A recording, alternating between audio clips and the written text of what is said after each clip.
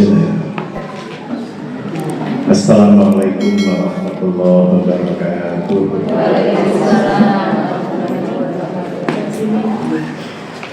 Innal hamdalillah nasta'inuhu wa nastaghfiruh wa na'udzu billahi min shururi anfusina wa min sayyiati a'malina. May yahdihillahu fala mudilla lahu wa may yudlil fala hadiya lahu. Asyhadu an la ilaha illallah wa asyhadu anna Muhammadan abduhu wa rasuluhu la nabiyya ba'da. Allahumma shalli ala sayyidina Muhammadin wa ala alihi wa sahbihi ajma'in. Alhamdulillah, para bunda yang dirahmati Allah, majelis taklim kajian Raudatul Ilm, para pengurus dan seluruh jamaah yang hadir, kiranya Allah Subhanahu wa Ta'ala menetapkan kebaikan, keberkahan, perlindungan, penjagaan, serta terangkatnya derajat kita bersebab ilmu, dan menjadikan ilmu yang kita dapatkan oleh Allah ditetapkan sebagai ilmu yang bermanfaat di dunia dan akhirat. Dan setiap langkah sebagaimana janji Allah Subhanahu wa Ta'ala melalui Rasulullah Sallallahu Alaihi Wasallam, melangkah menuju ke majelis ilmu itu, ketika mengangkat kaki maka terangkat derajat, ketika menurunkannya maka menggugurkan dosa. Salawat salam semoga senantiasa beretikot qalbi wa qawlu bil lisan wal af'alu bil arkan ala Rasulillahi sallallahu alaihi wa alihi wasallam. Para bunda yang dirahmati Allah, yang kedua, salawat salam semoga lidah lisan kita dimudahkan oleh Allah untuk istiqomah melafazkan sholawat dumateng Kanjeng Nabi Muhammad sallallahu alaihi wasallam, tentu dengan hati yang yakin, lidah yang tulus mengucapkan, serta tubuh yang senantiasa bermohon kekuatan untuk bisa ibadah atas apa yang telah dicontohkan oleh Rasulullah, sehingga ujungnya berbuah syafaatul mu'min dari beliau atas izin Allah. Hari ini mengawali kajian sebada Syawal, atau sudah dua kalinya. Saya sampai lupa kalau sudah pernah di sini pada saat Syawal ya. Memasuki Zulqa'dah 1446 Hijriah di tanggal 11. Jadi kita sudah memasuki pekan kedua Zulqa'dah 1446 Hijriah.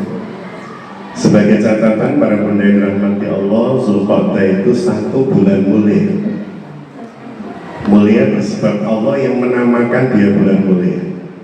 Mulia bersebab Allah yang menetapkan dia bulan mulia. Maka apapun komentar manusia terhadap bulan Zulqa'dah tidak akan pernah mencederai atau menggeser kemuliaannya.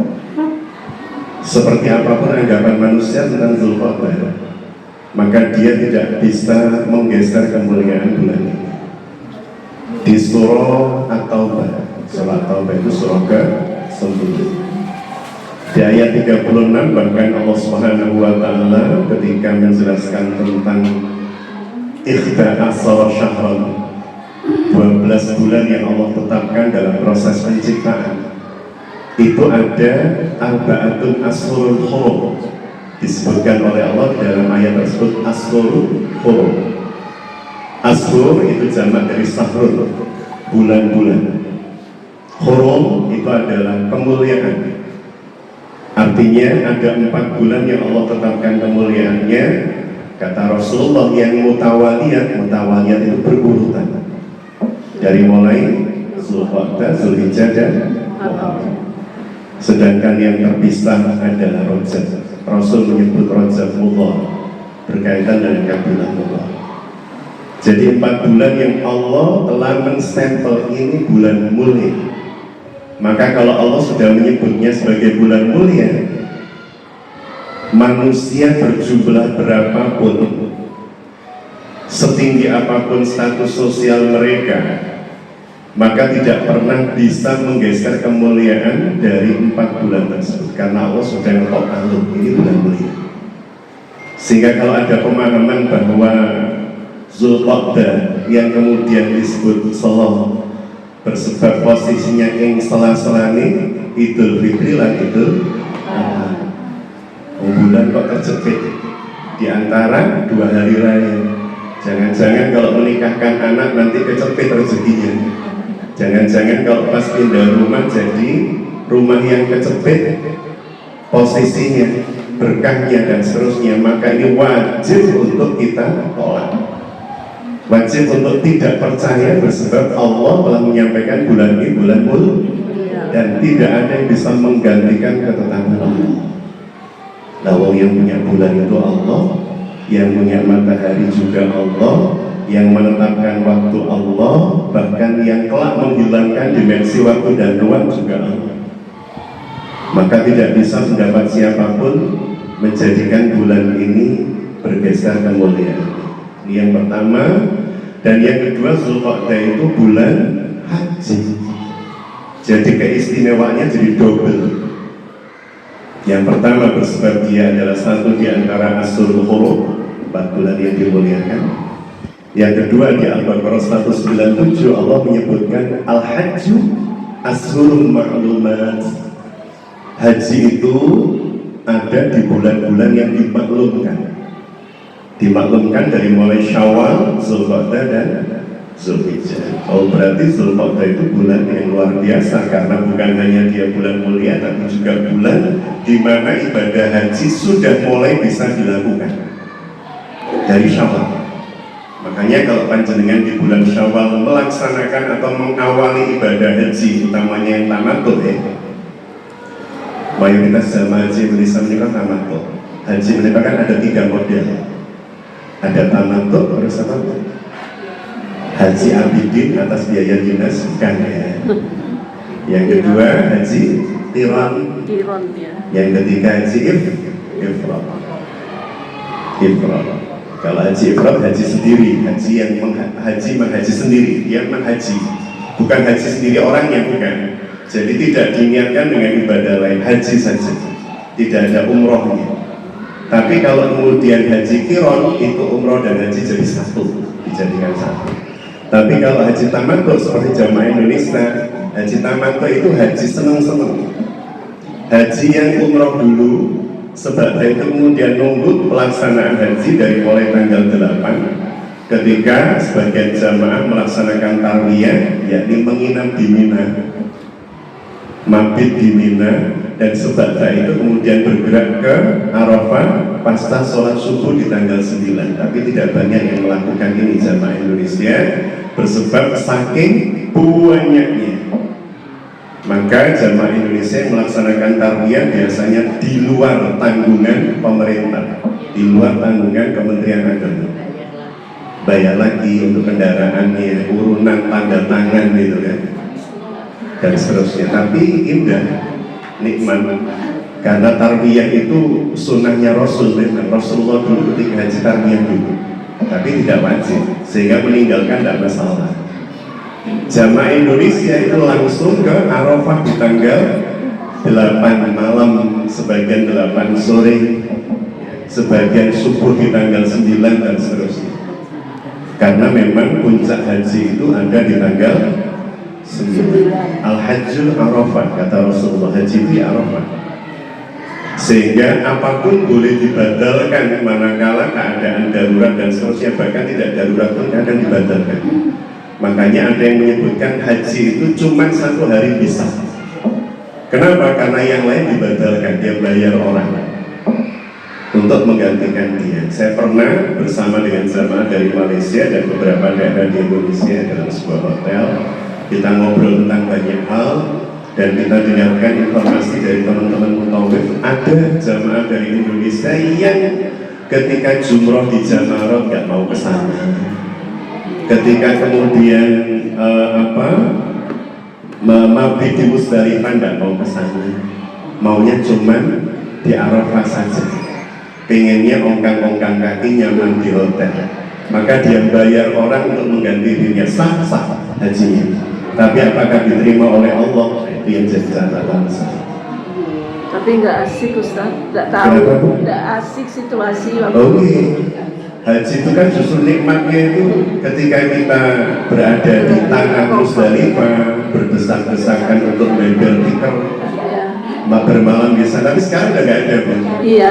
Jamaah Haji Indonesia per 2024 kemarin sebenarnya disempurnakan di tahun ini konsepnya murur dan tanazul. Murur itu kita nggak nginep di Musdalifah di tanah, nggak. Kita di Musdalifah itu tetap di atas bus sampai lewat tengah malam, lewat persis jamaah haji plus. Batunya Udah diambilin, batu itu kan bisa ngambil di manapun. Iya.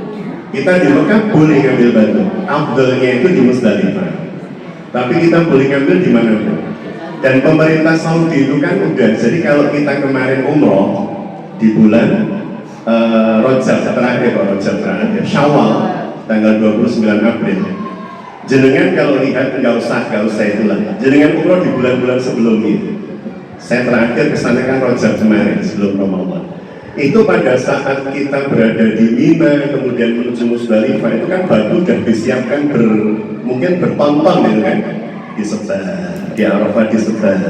Pada saat kita di Jabal Rahmah juga banyak batu-batu dari sebar, kita bisa ngambil di tempat-tempat tersebut. Jadi kalau haji reguler tahun ini boten-boten nginap di Musdalifah, jenengan boten manda nginep bersama dengan jutaan manusia, boten. Jenengan di atas sampai lewat tengah malam, itu berarti sudah memenuhi syarat untuk bergeser menuju ke Mina. Sampai di Mina ada konsep tanazul. Tanazul itu kita nggak usah nginep di tendanya, kita nginepnya di hotel terdekat yang di Azizia, di Sisa, Mahbazin itu pulang.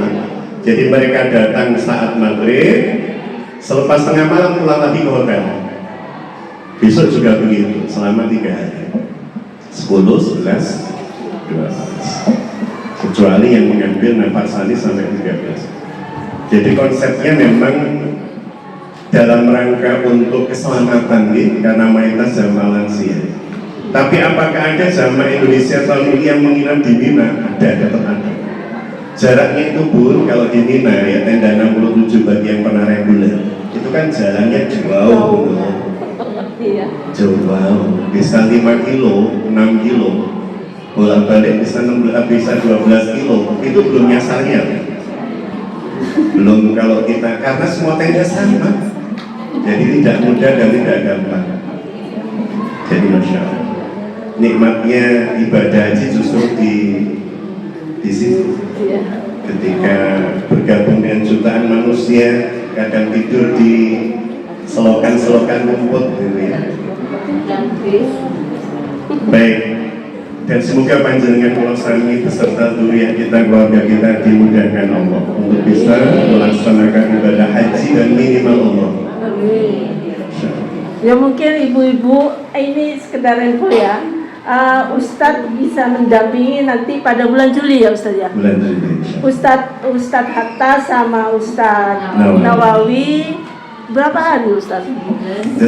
Berapa hari? 10 hari. 10 hari, 31 juta. Mungkin ibu mau kelihatannya lebih rendah lagi nih harganya. Turun ya? Kalau kemudian turun nanti mungkin dipotong sehari jadi 9. Saya kemarin dengar di Andika ada perubahan jadi 27. Monggo ibu-ibu kalau mau umroh nanti kasih tahu saya mau tak anukan ke Istiqomah sana, El Hakim. Jadi kita pengen ngajinya di sana. Selama ini kan saya dampingi jamaah itu, kita ngaji di pelataran Masjid Nabawi, kita ngaji kehidupan Rasul, jadi langsung real. Di sini Rasul dulu pernah berdoa minta hujan. Di sini dulu Rasul pernah dengan Ali bin Abi Thalib ketika akan menikah dengan Fatimah. Di sini dulu Rasul. Jadi kita langsung ngaji di tempatnya. Nikmatnya begitu. Dan kita juga berdoa di tempat-tempat mustajabah sambil membawa proposal hidup. Jadi hari Minggu besok kita dengan kapan-kapan mungkin Rodotul ini bisa monggo. Saya bisa misalnya kita melakukan praktek sederhana. Atau kita kaji ilmunya, yang penting jenengan punya ilmunya, Allah pasti akan memudahkan jenengan berada. Sungguh-sungguh mempelajari ilmunya, pelajari benar. Insya Allah Istiqomah ada sekolah umroh gratis buat jenengan semua. Cuman kan jeda waktunya panjang, mungkin 2 bulan sekali. Mungkin suatu saat benar kalau ngerasakan betul ilmu. Yang penting ilmunya dapat saja. Setelah itu pasti Allah akan bagi panjenengan saya untuk dipanggil oleh Allah menuju Baitullah. Di Masjidil Haram juga kita akan sarang-sarang terus membuat proposal hidup. Proposal hidup gitu ya, kita tulis apa sih harapan kita di dunia hingga akhirat nanti. Setelah itu nanti saat tawaf kita sampaikan, ya Allah ini proposal hidup saya untuk keluarga kita dan seterusnya. Insya Allah. Kalau yang paling dekat bulan Juli, monggo menawi dimudahkan oleh Allah banyak halnya, dengan bisa membersamai kami dengan Ustaz Nawawi. Saya Ustaz Nawawi dan Ustaz Gunardi. Satu juga ada dari sebagian peserta. Monggo ibu-ibu siapa nanti bisa hubungi saya, nanti saya lanjutkan ya, yang berminat. Insya Allah dimudahkan. Yang penting niatnya Bu ya. Amin. Baik, nyampe mana? Nyampe haji. Jadi para bunda yang dirahmati Allah, karena kajian kita di minggu ke Jumat kedua ini berkaitan dengan akhlak, dan kebetulan kita memasuki bulan Zulqa'dah yang bulan mulia sekaligus bulan haji, maka kita akan kaitkan konsep haji yang Allah hadirkan sebagai sebuah bentuk ibadah untuk menanamkan karakter atau akhlak bagi seorang muslim dan mukmin. Jadi bagaimana setiap ibadah itu sejatinya para bunda yang dirahmati Allah didesain oleh Allah untuk menjadikan yang pertama, panjenengan dengan Allah Subhanahu wa Ta'ala tidak pernah putus koneksitasnya. Jadi Allah menghadirkan apapun ibadah, bentuk ibadah itu dalam rangka agar supaya hubungan kita dengan Allah tidak putus sambung, tapi nyambung terus.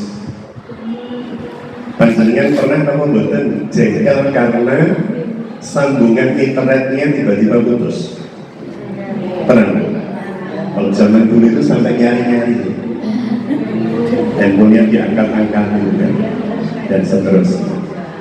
Artinya hubungan kita dengan Allah jauh lebih urgent dibanding terputusnya sinyal internet panjenengan. Hubungan kita dengan Allah itu jauh lebih penting, lebih urgent, lebih harus dibanding dengan hubungan atau dibanding dengan gelombang internet di handphone panjenengan.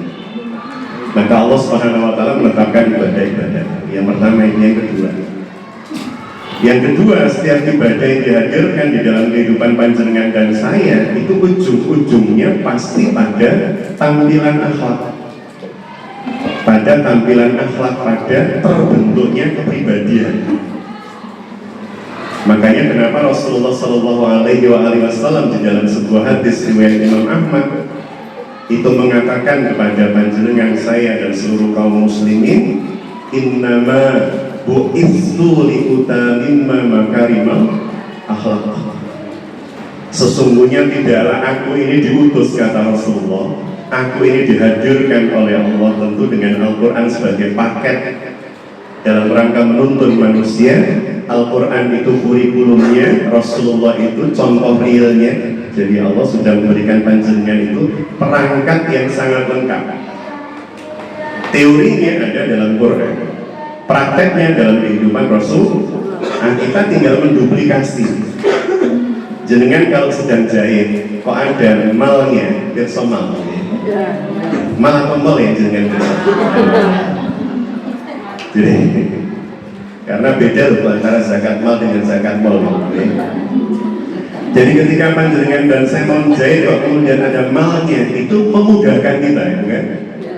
Untuk kemudian menjahit sesuai dengan pola. Allah Subhanahu wa Ta'ala menetapkan Al-Quran sebagai sesuatu yang sifatnya teoritis, petunjuk hidup yang sifatnya teoritis, dan Allah menghadirkan Rasul di dalam kehidupan beliau sebagai contoh real dari penerapan Quran. Makanya kalau kemudian panjenengan dan saya hanya mengugemi Quran tanpa mengugemi sunnah, itu pasti terputus. Jadi sumber hukum kita itu ya Al-Quran ya, as-sunnah atau al-hadis, karena as-sunnah itu merupakan contoh real dari penerapan Al-Quran. Panjenengan kalau cuma pegang Quran dulu nggak akan pernah tahu cara sholat seperti apa, karena di dalam Al-Quran cuma kita kenal apa? Istilah sujud, rukuk, berdiri. Tapi seperti apa jumlah rakaatnya, seperti apa kemudian iktidal dan seterusnya, Al-Quran tidak menjelaskan itu. Tata caranya tidak ada. Tetapi itu semua kemudian bisa kita lihat dan kita mencontohnya secara mudah melalui as-sunnah. Itu pun masih debatable, itu pun masih multitafsir. Ketika Rasulullah SAW menjelaskan tentang gerakan jari pada saat tasyahud, ada yang mengatakan geraknya istimror, terus menerus. Ada yang mengatakan geraknya yang disebut bergerak ya menggerakkan tangan sekali cuma cukup selesai. Ada yang kemudian bentuknya angka 53 dan seterusnya, itu semua kemudian debatable. Bahkan sekedar kita mau sujud dari iktidal itu debatable, multitafsir. Ada yang kemudian mengatakan loh yang dulu ya lututnya jangan tangannya, ada yang tangannya dulu jangan lututnya. Maka ulama yang bijak, saya Ali Jum'ah, Dr. Ali Jum'ah mengatakan dua-duanya sah asal jangan kepala dulu, itu nyungsep. Jadi innama bu'istu liutami makarimah Allah. Keseluruhan dari ibadah panjenengan kula sami itu ujungnya apa? Maka sehebat apapun orang yang melaksanakan sholat malam, tapi kalau tampilan akhlaknya jauh dari yang dicontohkan oleh Kanjeng Nabi, pasti ibadahnya ibadah yang gagal terhubung dengan perilaku. Padahal setiap ibadah dalam Islam itu adalah ibadah yang pasti akan terhubung dengan perilaku. Sebagai apa buahnya? Buah ibadah itu akhlak. Buah ibadah itu perilaku. Makanya kenapa Allah Subhanahu wa taala itu memuji Rasulullah sallallahu alaihi wasallam tidak pada fisik meskipun sangat rupawan, sangat elok, tidak pada suara meskipun suara Rasul itu menggetarkan dan menggentarkan, tidak pada bahasa tubuh yang bahasa tubuh beliau itu menarik setiap orang yang berinteraksi dengan beliau, tapi pujian Allah Subhanahu wa taala kepada Rasulullah di surah Al-Qalam ayat 4 adalah wa innaka la'ala khuluqin adzim. Dan sesungguhnya pada dirimu Muhammad terdapat akhlak yang sangat mulia. Berarti pujian yang diberikan oleh Allah kepada Kanjeng Nabi bukan pada rupawannya wajah, bukan pada eloknya fisik, bukan pada indahnya suara, tapi pada kemuliaan akhlak. Maka kita akan menelusuri hari ini khusus tentang bagaimana ibadah haji bisa merubah akhlak manusia. Harusnya sih begitu. Para bunda yang dirahmati Allah, kita akan mengawali bahasan kita di pagi hari ini dengan firman Allah yang terdapat di dalam surah Al-Hajj, surah 22 di ayat ke-27. Jika harus dikaitkan dengan ayat berikutnya berarti 27 dan 28. Jadi ini merupakan ayat yang Allah Subhanahu wa taala memerintahkan kepada Nabiullah Ibrahim alaihissalam. Untuk apa? Untuk memanggil semua manusia melaksanakan ibadah haji. Jadi panggilannya bukan untuk semata orang beriman, tetapi panggilannya untuk semua manusia. Wa'atin fin nasi ya'tuka rajulan ala kulli dhamir.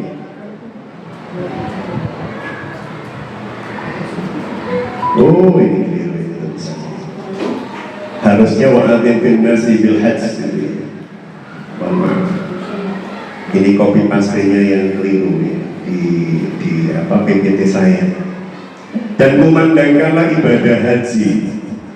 Niscaya mereka akan mendatangi kepadamu dengan berjalan kaki, walafadzin amik, mengendari unta yang kurus ya, dan seterusnya yang datang dari penjuru-penjuru yang jauh. Para bunda yang dirahmati Allah, perintah haji itu pertama kali oleh Allah ditetapkan kepada keluarga yang paling mulia, keluarga Ibrahim alaihissalam, Ismail kemudian ibunda Hajar. Dan ketika perintah ini diberikan kepada Nabiullah Ibrahim alaihissalam, beliau protes pada Allah. Protesnya begini, Ibrahim wa'adin fin nasi bil hajj. Ibrahim panggil manusia itu melaksanakan ibadah haji. Apa kata Nabi Ibrahim alaihissalam? Beliau mengatakan, kaifa ubalighun nasa? Ya Allah, bagaimana aku bisa mendatangkan, memanggil manusia-manusia itu? Wasauti, padahal suaraku tada'afun, suaraku ini sangat lemah, nggak mungkin nyampe kalau panjenengan meminta saya menyeru pada seluruh manusia. Itu disampaikan Nabi Ibrahim di Mekah. Maka kemudian Allah mengatakan kepada Ibrahim alaihissalam, kamu yang memanggil, aku yang mendatangkan. Panggillah, aku yang mendatangkan. Maka Nabi Ibrahim berdiri di atas Jabal Qubais. Ada yang tahu Jabal Qubais? Gunung Qubais. Gunung Qubais itu atau Gunung Abi Qubais itu adalah gunung yang terletak, kalau panjenengan dimudahkan oleh Allah bagi yang sudah di Mekah atau yang akan berangkat ke Mekah, Jabal Qubais itu ada di sebelah tenggara Baitullah. Nah, supaya jenengan bagi yang belum tahu dulu, sehingga pada saat di sana panjenengan langsung bisa tahu di mana Jabal Qubais. Bagi yang sudah tinggal mengingat. Katakan ini Ka'bah ya, ini Masjidil Haram, ini Ka'bah. Karena ini Ka'bah, mohon maaf, rumah ini kesana itu menghadap barat. Iya, menghadap barat. Berarti Ka'bahnya, sebentar, saya rubah dulu Ka'bahnya ya. Menghadap barat, baratnya Ka'bah itu, ya, oke. Kalau menghadap barat, berarti ini pun ini pintu Ka'bah. Ini pintu Ka'bahnya. Jadi ini menghadap barat begini, ya. Ini bagian barat Ka'bah, ini timur Ka'bah, ini pintu Ka'bah. Kalau ini pintu Ka'bah berarti Hajar Aswad. Ini Hajar Aswad, ini pintu Ka'bah. Antara Hajar Aswad dengan pintu Ka'bah ini namanya multazam, tempat yang mustajabah untuk berdoa.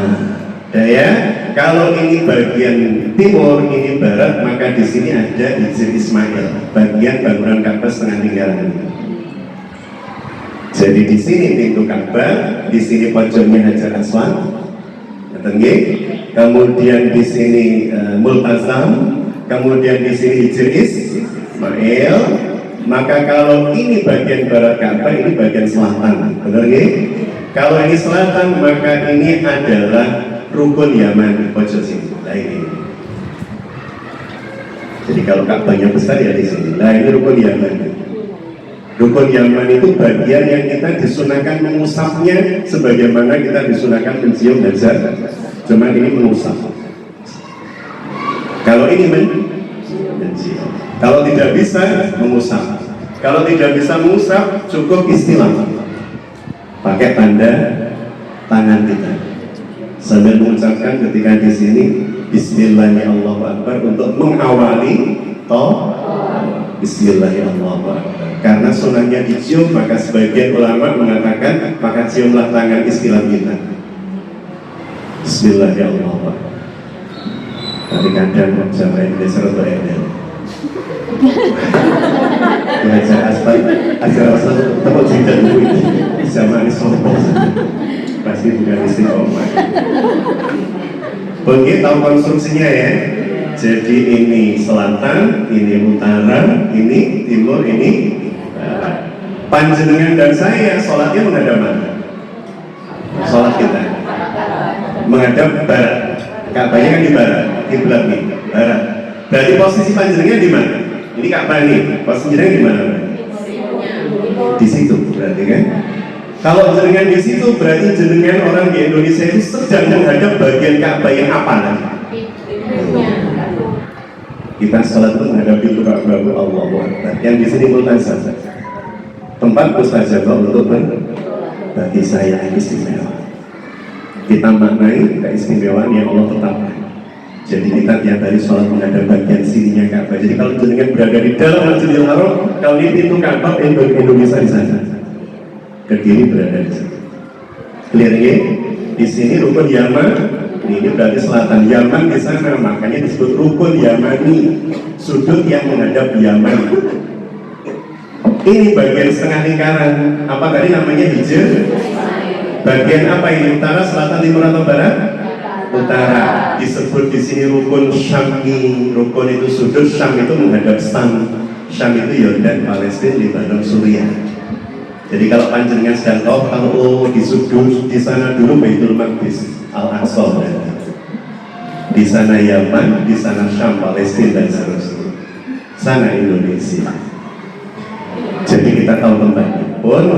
Di mana Jabal Qubais yang tadi Nabi Ibrahim itu memanggil jamaah haji?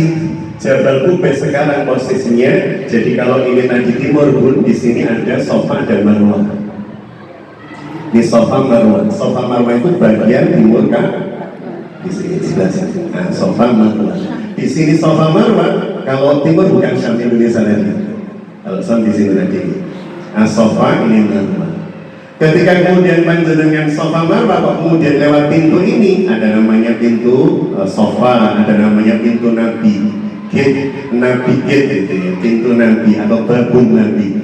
Kenapa disebut babun Nabi? Ini adalah pintu yang Nabi dulu dari rumahnya di sini itu kalau masuk masjid mesti lewat sini. Maka oleh pemerintah Saudi diberi nama gate Nabi atau babun Nabi, pintu Nabi. Ini ada Bu Nabi. Kita bareng-bareng ke sana Bu ya. Kalau tidak harus tahun ini, mungkin tahun depan, mungkin tahun depannya lagi. Sehingga nanti pun, ayo pun kita lewat pintunya Rasulullah. Ayo pun kita lewat pintu Safa dan seterusnya sambil kita ngaji. Lah di sini ada gate Nabi, jenengan keluar, di sini ada jabal, ada gunung, ada bukit yang di atasnya dibangun istana raja. Itulah namanya Jabal Qubais. Ingat kan Bu jadinya? Nah di sini di Jabal Qubais. Ya ada istana raja. Yang jatuh yang negara itu ya? Iya Bu benar. Pak Yusuf Kala, Pak siapa kalau datang kan di sana nginepnya, itu istana raja. Istana raja di Mekah. Jadi tamu negara pasti diinepkan di sana. Itu namanya Jabal Qubais. Tempat dulu Nabi Ibrahim menyeru pertama kali haji. Jadi Nabi Ibrahim menyeru manusia ketika beliau oleh Allah diperintahkan wa'adhin fin nasi bil hajj. Ya Ibrahim, panggillah seluruh manusia untuk haji. Wahai Ibrahim, Nabi Ibrahim berkata, kaifa uballighun nas ya Rabb? Ya Rabb, bagaimana aku bisa menyeru manusia bersauti padahal suara saya itu berampun sangat lemah. Gak mungkin ya Allah. Maka Allah kemudian mengatakan, kamu yang memanggil, aku yang mendatangkan. Amin. Maka beliau kemudian memanggil manusia dengan panggilan sebagaimana orang-orang haji dipanggil oleh Allah hari ini. Sehingga kemudian didatangkan oleh Allah dengan panggilan, dengan sambutan yang sangat bersukacita atas panggilan itu. Namanya apa Bu? Kalimat penyambut panggilan haji. Namanya talbiyah. Talbiyah.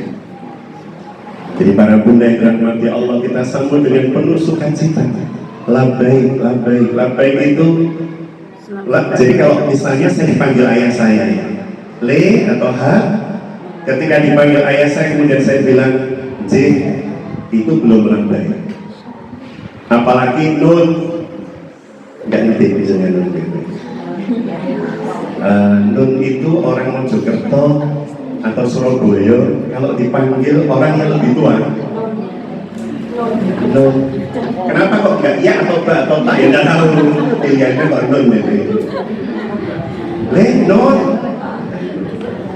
Itu belum labbaik. Labbaik itu ketika dipanggil kita bilang dalam sambil berdiri dan bergerak menuju ke tempat atau sumber panggilan. Le, dalam ya, sambil saya berdiri dan mendatangi ayah saya. Bukan hanya mendatangi, tapi mendatangi dengan sukacita. Dalam ya, sambil kemudian saya incik-incik dengan sukacita. Ini pasti ada hal luar biasa yang ayah berikan pada saya. Jadi para bunda yang dirahmati Allah, maka sekarang kita lihat ya, bagaimana kemudian ibadah ini bisa membentuk akhlak para pelakunya.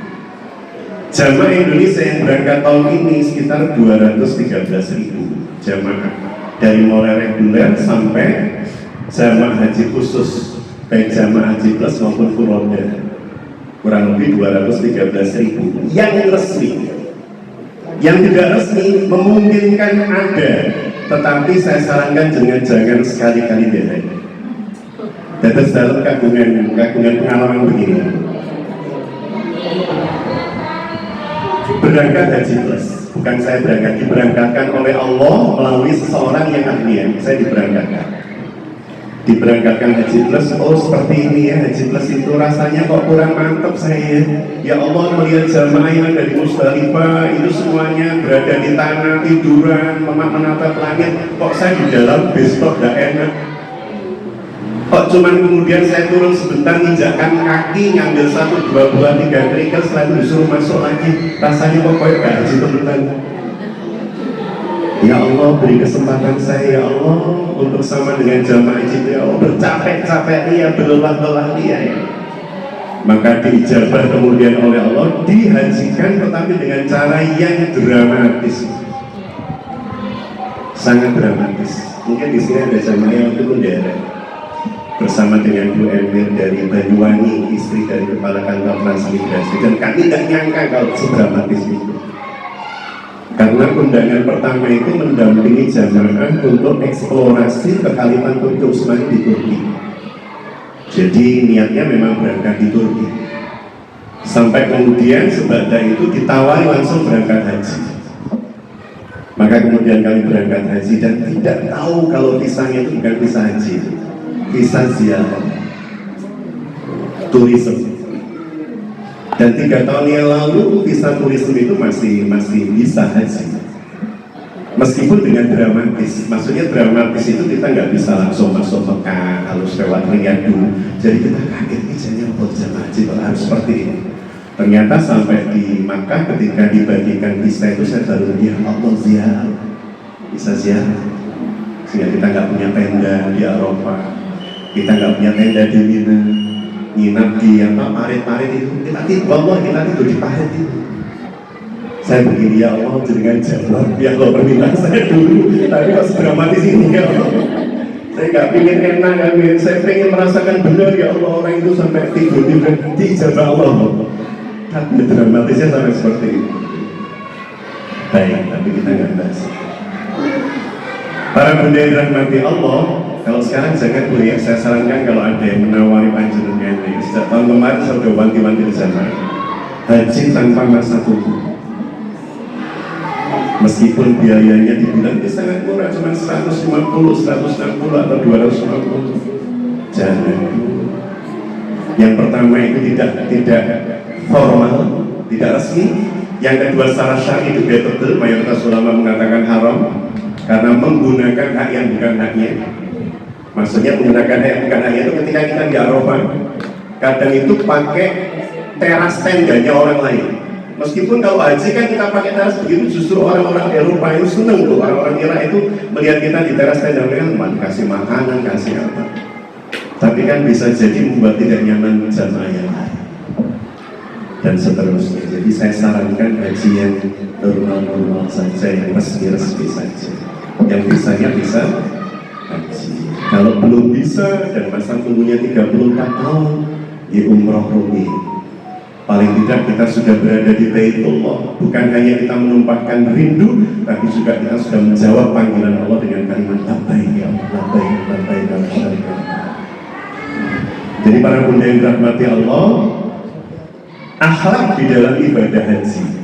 Yang pertama, jadi akhlak yang dihasilkan dalam ibadah haji menikah kalau dibagi ada 2. Yang pertama akhlak terhadap Allah, yang kedua akhlak terhadap sesama makhluk Allah. Apakah manusia, pohon, tanaman itu ternyata haji menghadirkan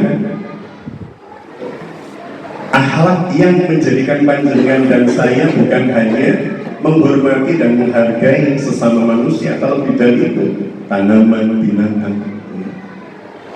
Baik, kita awali akhlak terhadap Allah Subhanahu wa Ta'ala. Para bunda yang dirahmati Allah, ketika panjenengan kula sami melaksanakan ibadah haji, kita mengikuti jamaah Indonesia kemawon ya, termasuk yang kemarin dari Kediri berangkat tanggal 2. Jamaah yang berasal dari Kediri dan sekitarnya di kloter 5, kloter 4, kloter 3, itu yang pertama kali dituju Madinah. Madinah itu kota hijrah, Madinah itu kota Nabi, kota yang dipilih oleh Nabi sampai akhir hayat beliau. Ini berarti pasti sangat istimewa Madinah. Karena Rasulullah lebih memilih, meskipun Rasul sudah menaklukkan Mekah, membebaskan Mekah di tahun ke-8 Hijriah, dan Rasul diminta oleh keluarga besar beliau, sahabat, teman, tetangga beliau yang sudah masuk Islam di Mekah untuk tinggal saja di Mekah. Betul. Rasul kembali ke Madinah, bahkan sampai wafatnya. Bukan hanya itu, sampai Rasul dimakamkan di sana, dan itu menunjukkan bahwa tidak harus. Bahkan Rasul mencontohkan orang yang sudah meninggal di sebuah tempat tidak harus dipindah di tempat lahirnya. Kan ada orang yang meninggal kemudian ingin dimakamkan di tempat asalnya, gitu betul? Rasul wafat di Madinah dan Rasul tetap dimakamkan di Madinah. Tidak harus pulang ke Mekah. Padahal Rasul lebih lama mana tinggal di Mekah sama Madinah? Mekah. Rasul di Mekah itu 53 tahun. Dia hijrahkan usia 53. Di Madinah cuma 10 tahun.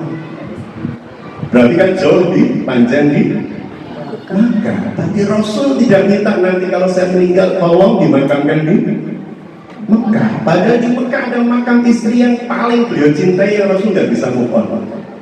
Namanya Ibunda Khadijah Al-Kubra Ummul Mukminin radhiyallahu anha, wanita terbesar sepanjang sejarah manusia dan wanita paling setia, wanita paling hebat dan seterusnya. Tapi Rasul tidak pernah mengatakan ketika aku meninggal taruhlah jasadku di sisi Khadijah. Rasul tetap mengatakan bahwa beliau dimakamkan di Madinah. Bahkan para bunda yang dirahmati Allah, para nabi dan para rasul itu syariatnya dimakamkan di tempat mereka wafat. Sehingga ketika Rasul wafatnya di dalam kamar, maka kuburannya, makamnya juga di dalam kamar.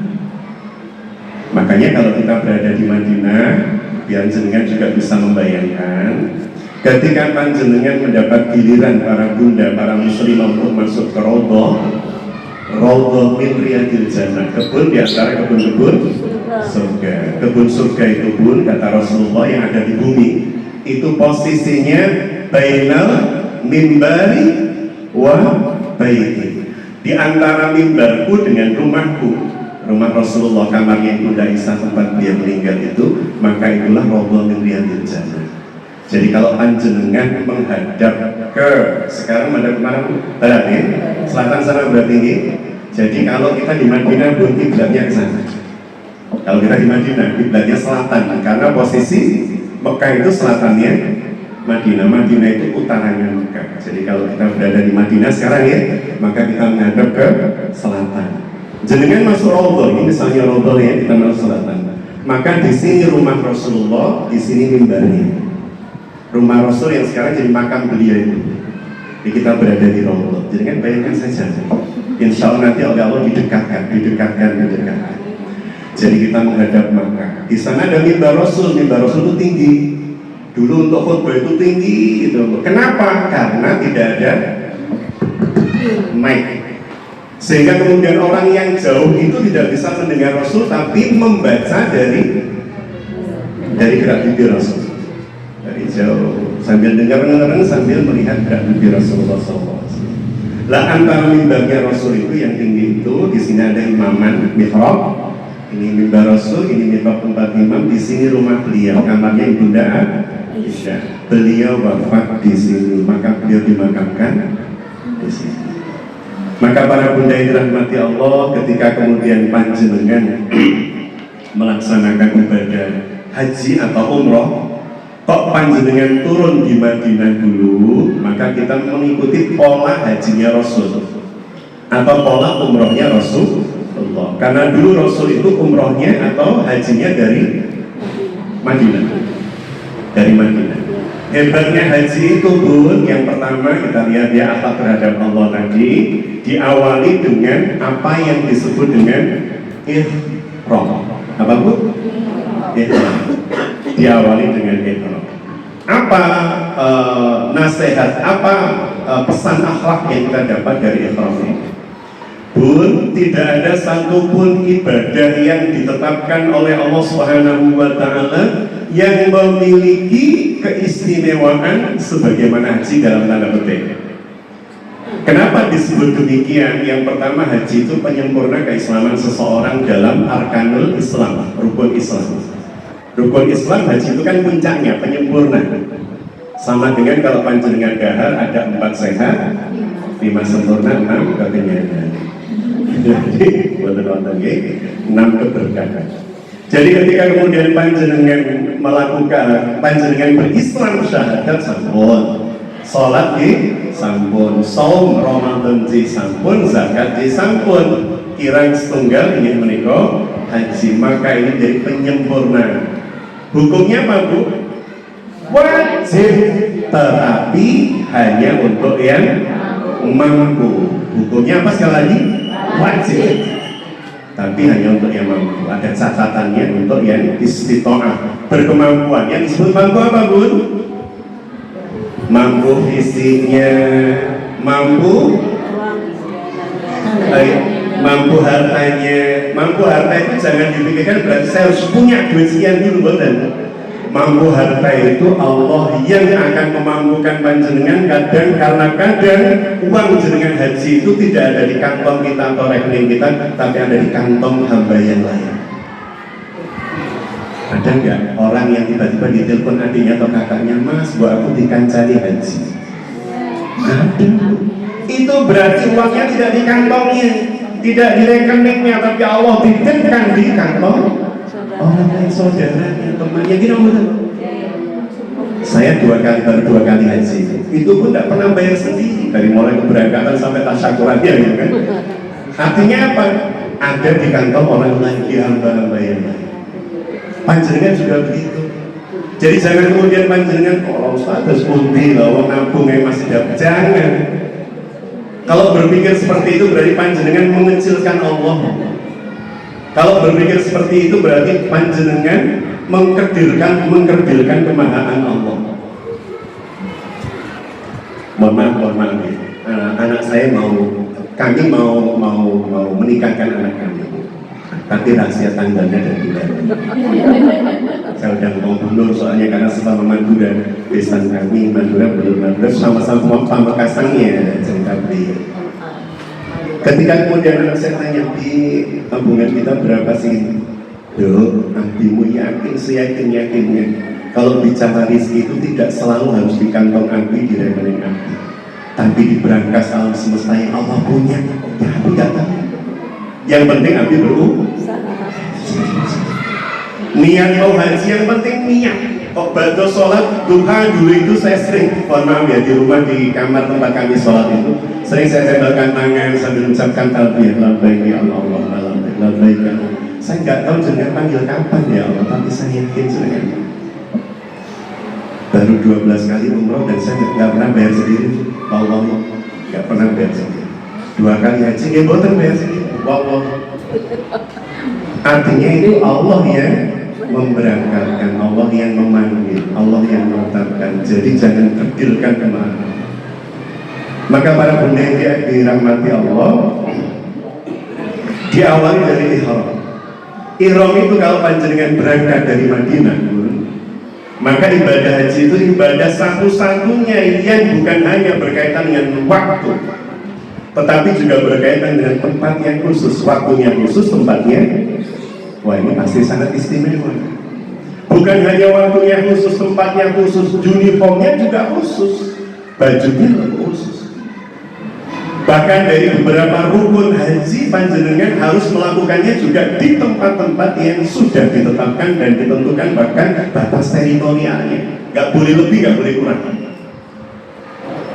Jadi ketika nanti kita sudah berada di Madinah, jangan bayangkan saja di Madinah. Monggo bunda-bunda Rodotul Ilm, kita berada di hotel dulu ya. Monggo bunda-bunda kita udah siap loh mau umroh ke Mekah. Dari Madinah ke Mekah kalau naik bis itu 4-5 jam.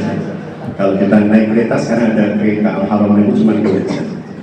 Bu, terus putih kereta nanti bis.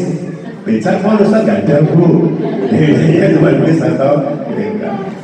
Naik bis saja Ustaz, biar kita bisa merasakan jalur-jalur yang dilewati Rasul hijrah pun. Bismillah. Ya, Bu, kita naik bis bareng-bareng.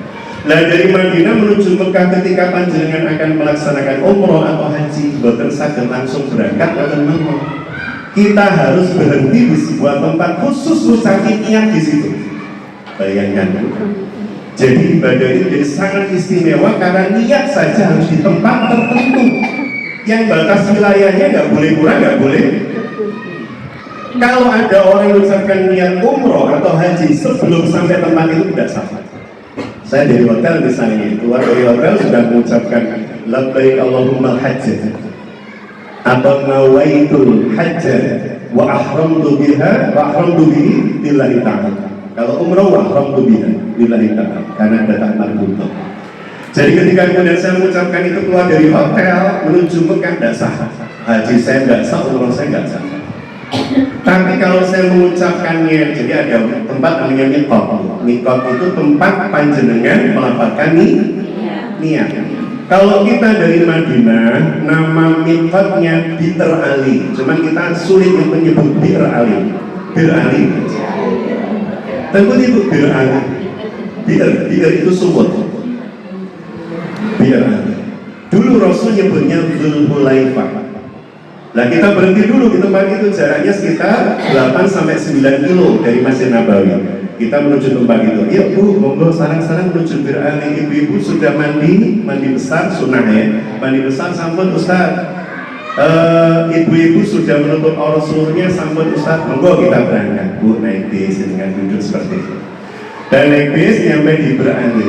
Bu sudah nyampe Bir Ali, monggo kita semuanya turun. Bagi yang wudunya batal boleh wudu lagi atau tidak wudu juga boleh. Berarti niat umroh atau haji itu boleh dilafalkan saat kita tidak suci. Boleh, tapi afdalnya al-afdal utamanya harus suci. Utamanya. Dan lebih utama lagi bukan hanya suci dari hadas kecil tapi mandi besar. Itu yang jauh lebih utama, tapi tidak harus. Oke, sampun Bu, sampun Ustaz. Sampun kita naik bis lagi baru ucapan niat. Coba kita lihat bagaimana Allah mengatur desain ibadah ini dengan batasan-batasan yang tidak kita temukan di ibadah yang lain. Pun kita naik bis Bu, ya Ustaz bisnya bis Bagong atau Harapan Jaya nggak ada. Di sana transportnya Al-Haz, Al-Haramain, apalagi macam-macam. Pun kita naik, loh putrinya tadi mana? Oh di tengah Ustaz ada. Ampun kita bareng-bareng mengucapkan niat. Ayo Bu, kita mengucapkan niat bareng-bareng. Bismillahirrahmanirrahim. Biar nyambung dan biar panjenengan dimudahkan. Bismillahirrahmanirrahim. Labbaik Allahumma hajjah. Ini berarti, ya Allah, aku berniat untuk menyambut panggilanmu berhaji. Atau yang kedua, Bismillahirrahmanirrahim. Labbaik Allahumma umratan. Ya Allah, saya sambut panggilan panjenengan untuk melaksanakan umrah.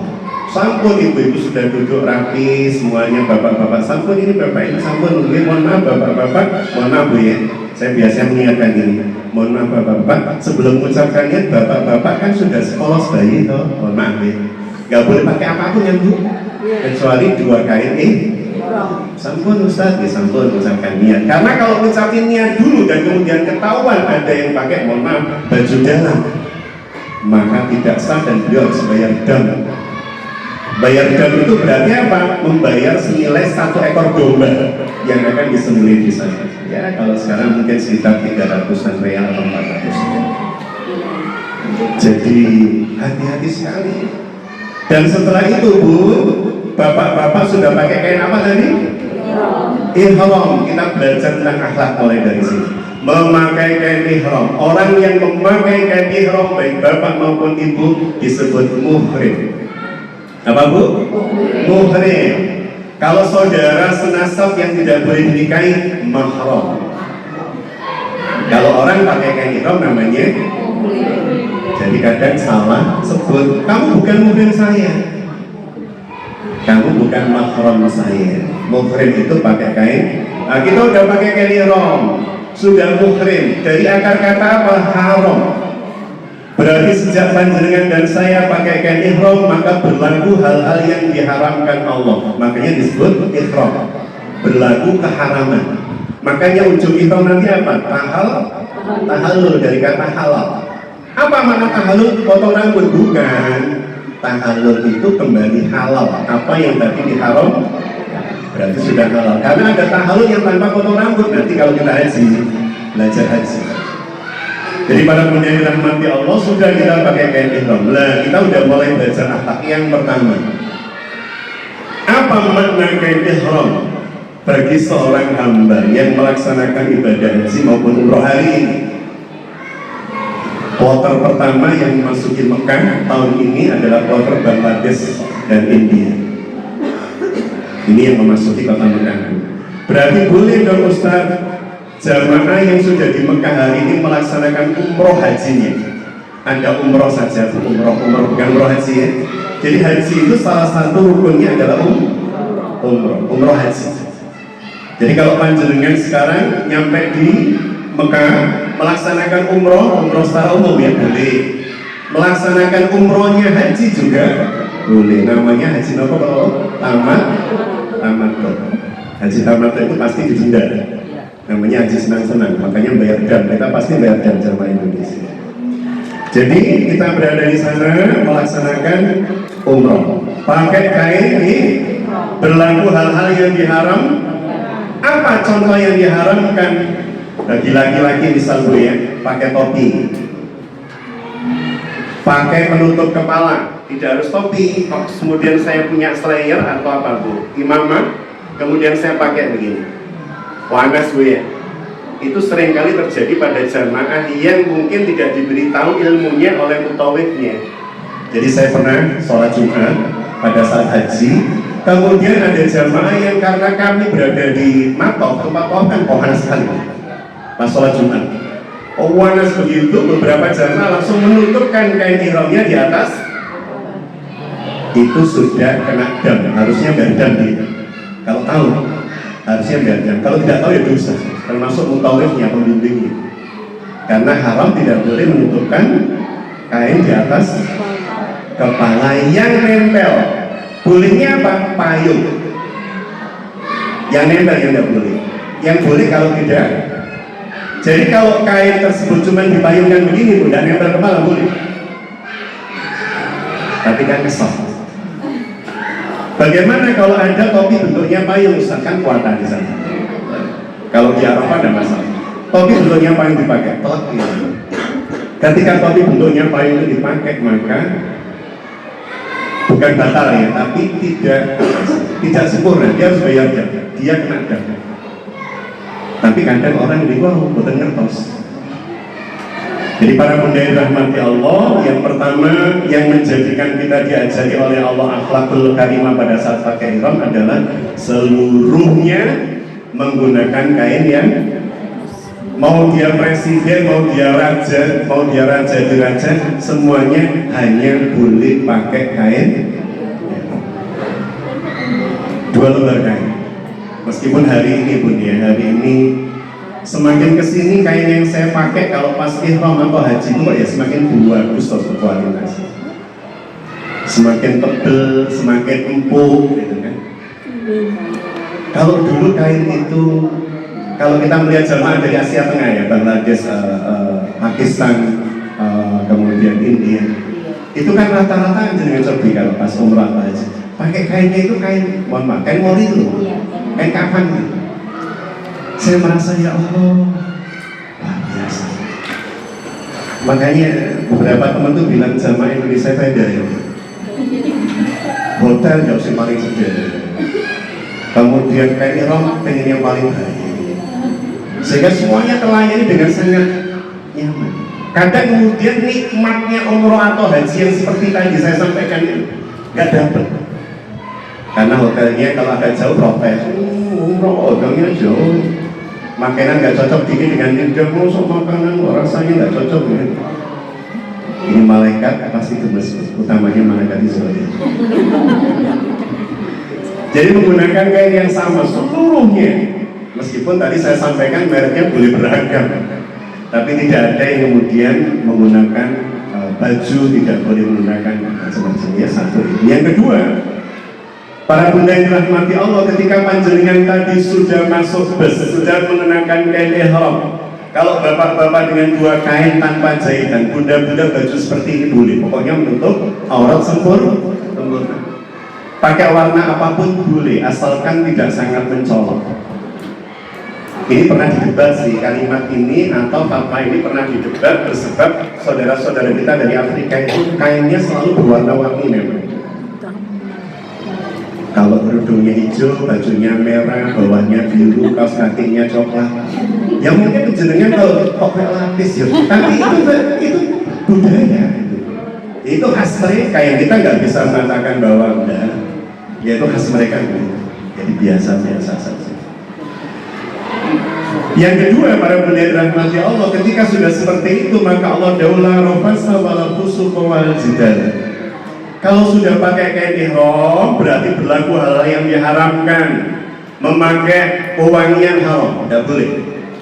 Termasuk memakai tisu yang ada harum-harumannya, tidak boleh. Benar-benar bau tubuh kita asli pakai soft. Kita tunjukkan pada Allah, aku asli seperti ini dulu ya Allah, dan aku sekarang kembali padamu dalam keadaan seperti ini ya Allah. Kita diajari oleh Allah Subhanahu wa Ta'ala hari itu untuk menjadikan diri kita tidak merasa lebih mulia dibanding siapapun.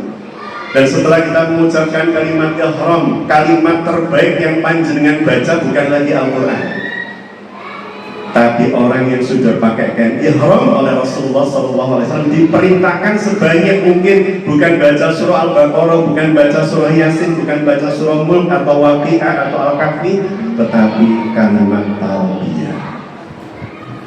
Sejak panjenengan naik bis tadi, bacanya tadi, maka saat itu panjenengan mengucapkan apa? Kalimat talbiyah. Kalimat yang mengiklankan, mengikrarkan, ya Allah hari ini saya menunjukkan saya hamba panjenengan, bukan hamba siapapun.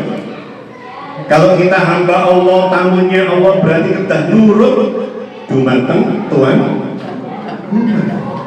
Saya sekarang masuk ke sini. Setelah itu kemudian disuguhi oleh Bu Bundur misalnya ini air mineral. Kemudian saya bilang sama Bundur, Mbak tolonglah jangan diberi yang berapa mili? 300. Bundur lah, saya itu ngomong 1 jam lebih loh, masa 600 mili? Kayak gitu ya. Dan saya pasti lebih nyaman ini, kan? Kalau dikasih yang 1,5 liter gitu loh. Itu tamu sopan apa betul? Tamu sopan apa betul? Kok kemudian di luar ada roti kukus. Bunur masa roti kukusnya kok warnanya coklat gitu ya. Padahal saya itu suka ungu loh. Ini tamu yang enggak. Kira-kira banyak nggak tamu dan sopan ketika berkunjung ke Baitullah? Banyak. Banyak. Tamu yang bukan hanya tidak sopan, tetapi tamu yang tidak layak dalam tanda petik. Di hadapan Allah tapi nyuekin Gusti Allah. Bayangkan kan? Di hadapan Allah tapi lebih tertarik dengan apa yang bukan rohnya, bukan Tuhan. Di Baitullah saat tawaf itu sibuk ngambil gambar. Sini ngambil, gitu ya Bu. Di video. Baik ya kuning tinggal di Baitullah kan tawaf ya. Dan subhanallah, alhamdulillah. Ini kan Israel di Mesir. Jadi orang-orang yang kehilangan adab justru di tempat terbaik untuk munajat, untuk berdoa, untuk berzikir karena pahalanya berlimpah ruah 100.000 kali lipat. Tapi dia kehilangan Allah di rumah. Jadi jangan bayangkan berarti orang di tempat tawaf itu khusuk-khusuk. Kalau dia gitu ya bu, karena nggak tahu suaranya gitu kan. Tapi kalau kita sedang berada di tempat tawaf, ada orang yang teriak, ada orang yang marah, ada yang jengkel, ada orang yang sikut-sikutan. Makanya Allah menyampaikan bahwa bekal terbaik bagi jamaah haji atau umrah ketika menuju Baitullah Allah. Watazawwadu fa inna khairaz zadi apa tadi? Fa inna khairaz zadi taqwa. Yang terbaik bekalnya adalah takwa. Kenapa bekal terbaik takwa? Seperti jenengan dan saya dalam hidup ini. Orang yang akhlaknya mulia adalah orang yang di backup oleh takwa pikiran dan tindakan. Terakhir karena sudah jam 9 berbincang setengah 10 lebih. Ini baru kulit banget, mohon maaf ya. Jadi para bunda dirahmati Allah, kenapa bekal terbaik itu takwa? Bersebab betapa banyak orang yang di dalam hidupnya bertemu dengan hal-hal yang tidak sesuai dengan harapan dan ekspektasi. Sering gak Bu, panjenengan bertemu dengan hal yang di luar harapan kita? Sering.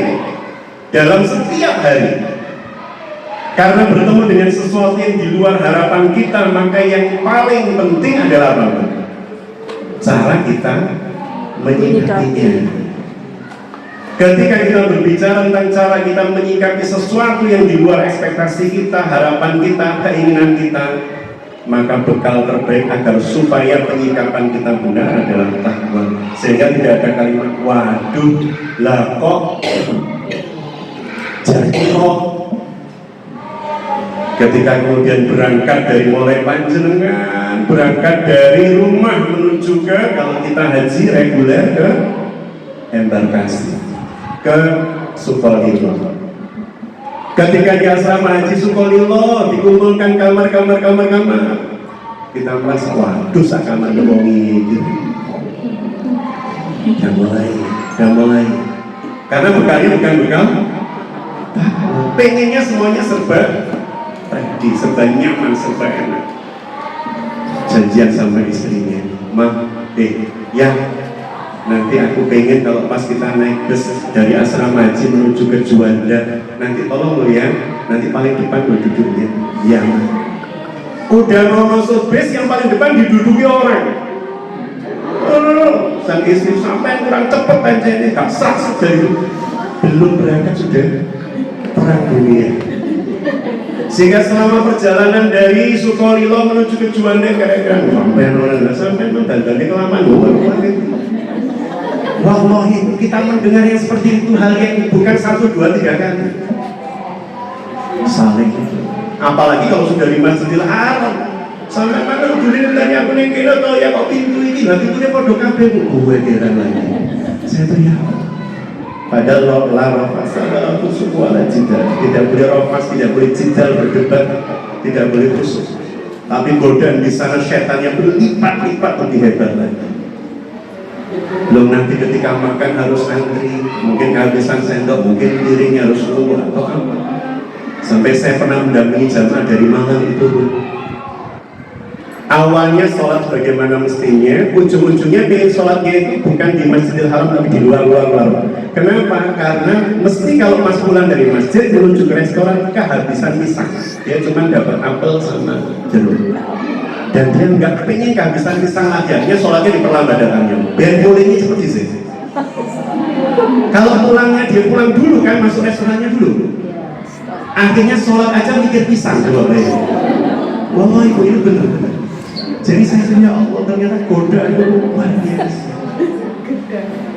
Jadi para bunda yang rahmati Allah, maka diingatkan oleh Allah bekal terbaik adalah kalau mau berangkat kita sudah bingung nanti tamu disuguhi apa, nanti akan kita berikan oleh-oleh apa yang pantas orang biasa saja, kita mau berikan apa ya tamu. Maka sepanjang ibadah itu bingung dulu untuk ini, waduh nanti kalau tamu datang kalau tamu. Jadi ini akhlak yang tidak semestinya kepada Allah, di hadapan Allah, Pak Allahnya dicuekin. Baik, ini kita masih baru dari ihram dan berkaitan dengan akhlak pada Allah Subhanahu wa Ta'ala. Insyaallah kita sambung di pertemuan berikutnya. Ada yang mau disampaikan? Mau ditanyakan? Pak Ustadz, kalau seperti saya dulu kan hajinya itu 2006 ya, kan masih belum mengerti gimana itu gimana Ustadz. Tapi cuman sama pembimbing itu enggak boleh marah, enggak boleh ini. Tapi kadang protes karena saya itu dikumpulkan di Madinah, dikumpulkan sama suami istri, terus ibu-ibu gitu loh. Ada janda 2 suami istri. Saya protes ya itu. Ada suami istri. Iya, satu kamar. Ya saya kan nggak bisa tidur waktu itu. Iya, kita kan jadi tidak enak. Iya. Mereka juga tidak enak dengan kita. Saya protes memang waktu itu. Terus ada memang satu suami istri itu nggak mau kumpul, nggak mau pisah. Stop, lalu bisa gitu. Itu gimana Ustaz? Iya, bagaimana kalau kita memprotes sesuatu yang memang itu hak kita, boleh. Kalau hak kita loh, Bu. Artinya ketika masih di embarkasi atau sebelumnya pada saat manasik sudah disampaikan. Nanti di sana kamar ini siapa-siapa, kamar ini siapa-siapa dan seterusnya. Atau dihuni oleh ibu-ibu saja, bapak-bapak saja. Ternyata kok ada bapak dan ibu itu kan berarti tidak sebagaimana akal. Berarti kita boleh mempertanyakan itu. Kenapa kok harus seperti ini? Harusnya kan sesuai dengan perencanaan. Boleh. Tapi kalau kemudian sampai kita, tapi ini sudah diurus begini, kita nggak bisa ya. Akhirnya kita seperti ini dulu Bu. Ya mohon ibu bisa menerima. Ya nggak bisa. Pokoknya saya harus. Ya sudah, kalau misalnya sudah kita sampaikan, kita luruskan, tapi tetap tidak bisa bersebab satu dan lain-lain di luar kekuasaan kita. Bisa kita terima. Kita ridho saja. Iya. Cuma pembimbingnya bilang sabar Bu Nur ya. Loh, kok saya suruh sabar, suami istri langsung pisah tak gitu kan saya. Ya. Tapi akhirnya ya tetap ngalat. Suami istri itu ada dalam satu kamar di Mekah itu. Kebetulan kenal. Kalau saya masuk kamu keluar gitu kan. Akhirnya ya, oh iya. Masya Allah, itu benar banget ya. Maksudnya ketegasannya. Iya. Iya, jadi ketika kemudian seperti itu ya sudah kita itu. Tapi protesnya boleh, kita protes karena ini memang hak kita. Tapi seringkali seperti itu, udah diatur, bahkan kadang nakal hotelnya, kadang loh, ya tidak selalu. Kadang nakal hotel, sehingga memang kita kekurangan kamar, akhirnya terjadi seperti itu. Dan yang tidak boleh itu yang seperti tadi, ada bapak ibu yang tidak mau pisah. Itu yang menyalahi syariat justru. Padahal kalau sudah ihram itu hati-hati. Kalimat rofas suami istri itu nggak boleh. Kalimat yang memancing syahwat. Apalagi perilaku. Maka sebaiknya memang suami dan istri kalau pas haji dipisahkan untuk tidak terjadi hal-hal yang diharamkan tadi. Nih, Nathan, siap berangkat haji Bu? Insya Allah. Daftarnya ke siapa Bu? Allah SWT. Kalau umrah bulan Muharram berbeda daftar. Monggo siapa yang mau ini? Insya Allah saya bersamai dan kita ngaji bareng di sana. Baik para bunda, seperti itu yang bisa kami sampaikan di pagi hari yang penuh berkah ini. Semoga ada kebaikan dan manfaat yang kita dapatkan. Mohon maaf jika ada khilaf salah dalam penyampaian. Kita tutup dengan doa. Bismillahirrahmanirrahim. Allahumma sholli ala sayyidina Muhammadin wa ala alihi wa sahbihi wa sallam. Alhamdulillahi rabbil alamin. Rabbana ighfir lana wa li walidayna warhamhuma kama rabbayana saghira. Rabbana hab lana min azwajina wa dhurriyyatina qurrata a'yun waj'alna lil muttaqina imama. Allahumma ya Allah, anugerahkan atas keluarga kami perlindungan, penjagaan, keberkahan hidup, sakinah, mawaddah, warahmah, wabarakatuh, serta hadirkan ya Allah. Kami mohon dengan sepenuh kerendahan diri kami dan kelemahan kami agar Engkau hadirkan di rumah-rumah kami Allah pasangan dan anak-anak dzurriyyah yang saleh-salehah, qurrata a'yun, menjadi penyuci pandangan mata dan penentram hati kami. Serta kami bermohon ya Allah, Engkau jadikan keluarga kami imamul muttaqin, pemimpin di dalam kebaikan, kebermanfaatan dan keberkahan. Rabbana atina fid dunya hasanah wa fil akhirati hasanah wa qina adzabannar wa adkhilnal jannata ma'al abrar ya aziz ya ghaffar ya rabbal alamin. Allahumma yassir lana ma'a usratina ziyaratan Makkahal Mukarramah wal Madinatul Munawwarah al haji wal umrah. Subhana rabbika rabbil izzati amma yasifun wa salamun alal mursalin walhamdulillahi rabbil alamin. Amin ya rabbal alamin. Demikian para rahmati Allah. Jazakumullah khair. Kita tutup dengan doa kafaratul majlis. Subhanallah wa bihamdihi asyhadu an la ilaha illa anta astaghfiruka wa atubu ilaik. Ihdinas siratal mustaqim. Assalamualaikum warahmatullahi wabarakatuh.